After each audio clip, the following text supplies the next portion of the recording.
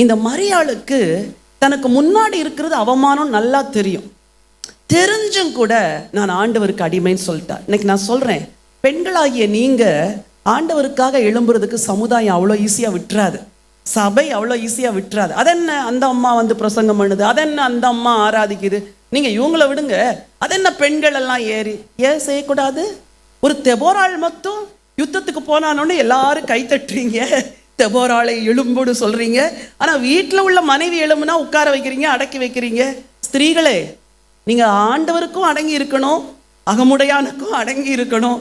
ஆனால் ஆண்டவருக்கு ஊழியம் செய்கிறவனு வரும்போது கொஞ்சம் அடங்காது, பணிவா தாழ்மை.